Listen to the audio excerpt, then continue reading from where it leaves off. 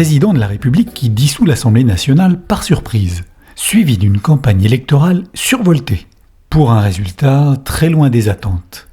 On est en 1877. La très jeune Troisième République vit encore sous la menace royaliste et le souvenir est encore vif du coup d'État de Louis-Napoléon Bonaparte. Dans l'ultra-conservateur département du Morbihan, le combat des idées n'est pas en reste. La seconde circonscription de l'Orient, dont dépend Azinzac-le-Christ, vit des heures de tension extrême. C'est Jules Trottier, maître des forges de Lechrist, qui se présente pour défendre les républicains fédérés autour de Léon Gambetta. En face, le camp monarchiste de MacMahon est porté par le comte Paul de Périen de Crénan, député royaliste sortant et maire de Landévent. La bataille de l'automne 1877 commence. Tous les coups sont permis.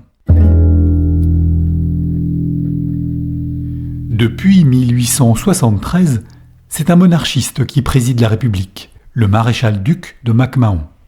Devant les progrès constants des républicains, souhaitant un changement de gouvernement, le président MacMahon prononce la dissolution de la Chambre des députés en mai et organise de nouvelles élections législatives. Le rapport parlementaire, rédigé après l'élection de M. de Périen, en dit long sur le déroulement de la campagne électorale dans les pays d'Hennebon et d'Auray, correspondant à la seconde circonscription de l'Orient.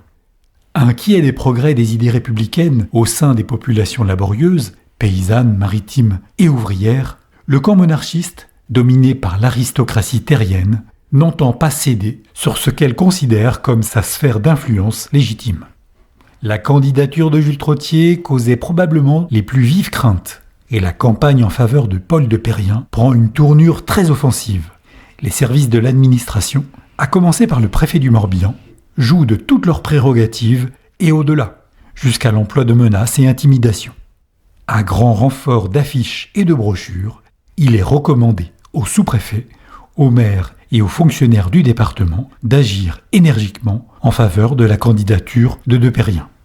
À Lanvaudan et Plouay, les affiches du candidat républicain sont lacérées. À Camoré-Landau également, par ordre du maire.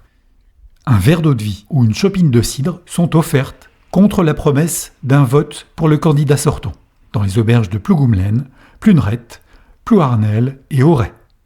Les débits de boissons soupçonnés d'être favorables au candidat Trottier sont menacés de fermeture par l'administration municipale. Le café de Pont-Kérousse, à Cléguer, est fermé par le maire parce que le fils du débitant, ouvrier des forges Trottier, y a distribué des bulletins républicains. La veille du scrutin, le vicomte de Pluviers, fils du maire de Plouay et grand propriétaire, se rend chez ses nombreux fermiers, leur réclamant leur carte d'électeur et y plaçant un bulletin de M. de Périen. Le jour du scrutin, il les attend à la porte de la mairie pour vérifier le respect de la consigne.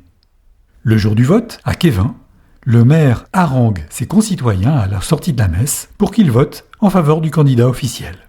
À Caudan, c'est un bourrage d'urnes qui est formellement constaté. Le mot d'ordre officiel est largement relayé par le clergé local, en particulier lors des prêches du dimanche. En Cher, le recteur de Quévin, les vicaires de Languidic tonnent contre la République. À Kistinic, durant les 3 jours qui précèdent l'élection, l'abbé Dagorne sillonne les villages de sa paroisse pour faire la propagande en faveur du comte de Périen. Ces pratiques ne sont pas propres à la circonscription, loin s'en faut.